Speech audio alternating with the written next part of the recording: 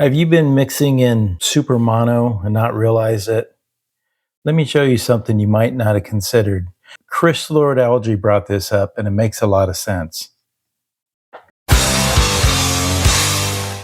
Okay, so what we got going on here is we got an SSL compressor, stereo compressor like you normally would do, and that's inserted right here, and you would go like here, you would go multi-channel, dynamics, and pick your compressor.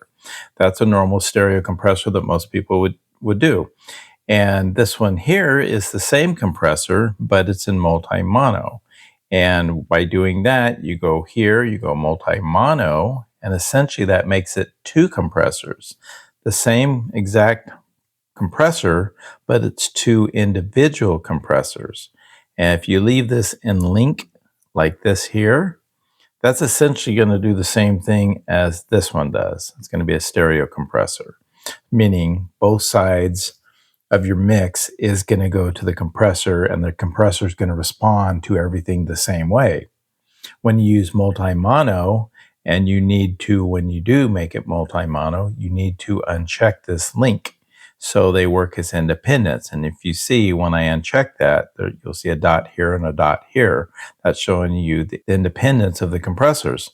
And you can see here it says left, and if I click this little arrow, I have right. So you can independently control them if you wanted to.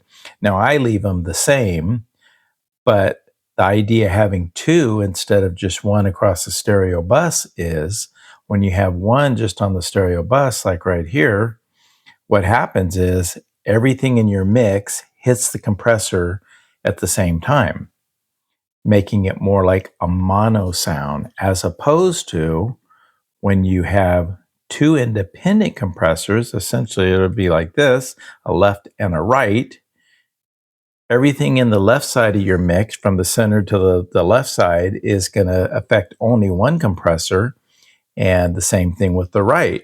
It's only going to affect the stuff on the right. Normally in a mix, you have different things going on in the mix. There's different movement. And by having independent compressors, they're going to respond different because they're getting different information from your mix. So let's say you got a guitar on one side, maybe a keyboard on the other. They're not playing the same thing and they don't have the same sound, so the compressor is going to respond different to them. And by doing that, you're going to get more movement in your mix, and it's going to sound wider and fuller. So shout out to Chris Lord Alge for bringing this up. Try this out with your own songs, put on some headphones, and see if it helps out at all. Thanks for watching. If you got something from this video, please like and subscribe, and we'll see you in the next one. Oh, and leave comments if you got them.